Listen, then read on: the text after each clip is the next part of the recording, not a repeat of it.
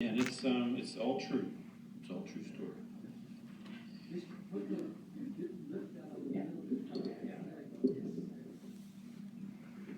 Okay.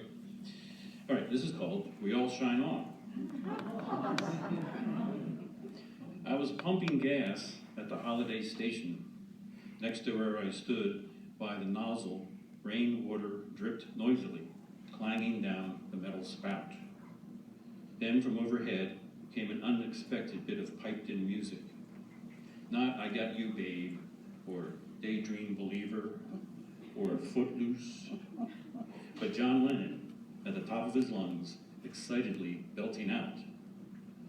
But we all shine on, like the moon and the stars and the sun. Yeah, we all shine on. Everyone, come on.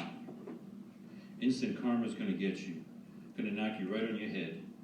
You better get yourself together, because pretty soon you're gonna be dead. The pump registered $20 and kept climbing. I thought about checking the oil. Gray clouds hung over Main Street and Family Fred. Nothing much was knocking me off my head this morning. And was this my karma, destined to repeat mundane tasks, week after week, month after month? Why in the world are we here? Surely not to live in pain and fear. Why in the world are you there? When you're everywhere, you're going to get your share. Loudly, the pump clicked off at $26.91. I replaced the nozzle and screwed the gas cap on tight. Walked towards the entrance to pay inside. Might as well get the paper, I thought, as I reached for my wallet. And John chanted, yes, we all shine on, like the moon and the stars and the sun, but we all shine on and on, on and on.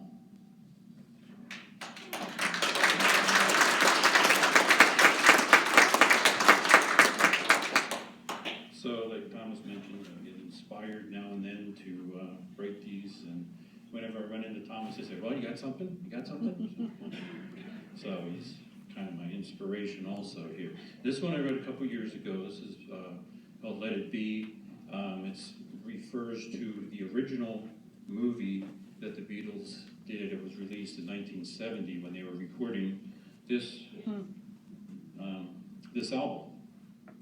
So it's, and then recently we had on the Disney Channel a 7.5-hour documentary of the same thing but done kind of Disney-like. So, but not quite. It was very honest. I thought it was a good movie. So I have two here. One's Let It Be, about the first movie, 1970, and then the one we got this year at Thanksgiving. It's called Let It Be. My brother and I went to see Let It Be at the Town Theater, a mostly deserted matinee on a Saturday afternoon, many long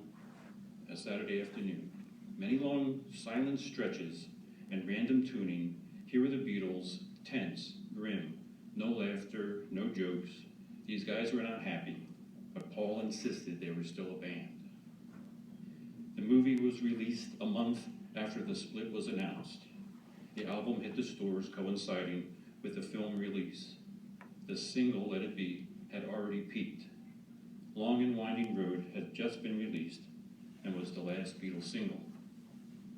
Most of the film took place in a huge studio filled with shadows. The place looked cold, clinical, but they gave it a go.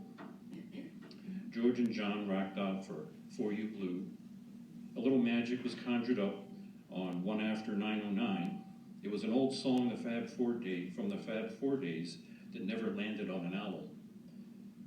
Move over once, move over twice. Come on, baby, don't be cold as ice. Say you're traveling on the One After 909. The studio must have been chilly. Yoko looked like a ghost, ignored by the other bandmates. She floated about in nearly every scene. While he sat at the piano, Paul sadly sang Let It Be, looking directly into the camera, looking directly at his fans in the dark theater. And though they may be parted, there's still a chance that they might see. Billy Preston was not affected by the cold. His keyboards brought plenty of warmth and life into the song. We knew the Beatles were already dead, and here was a movie to prove it, showing how dysfunctional they were. It was time to part. The 60s were dead, the 70s would prove to be redundant. In silence, my brother and I drove home after the viewing, feeling the loss, grieving the separation, burying the like which we have not seen since, and all we could do was let it be.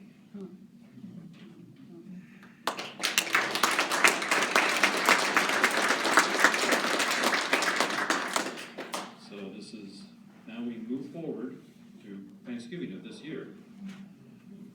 So we have a Get Back movie.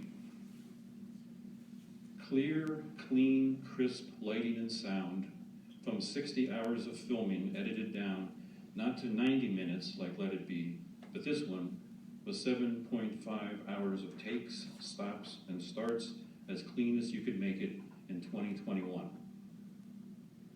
This cut made them more live, interactive, a band working hard, making the songs come together, like a pile of wet clay thrown on a spindle, worked into a finely shaped and sculptured vase.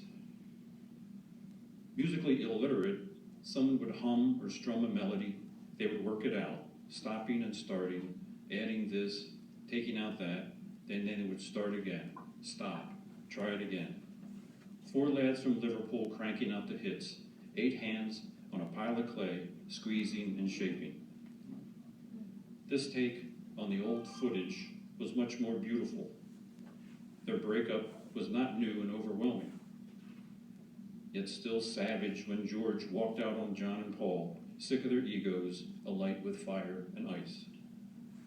The lads from Liverpool fought and found ways to break through, to give the world clear, clean, crisp light, with a force they may not have realized they possessed. Maybe later, when they realized their music just kept selling. Maybe Paul and his recent tours playing old Beatles like Hey Jude, with the whole audience singing along, crying real tears. Clear, clean, crisp light is their gift to us all. Still alive in their films and recordings, clean, clear, crisp light. All they did was change our world.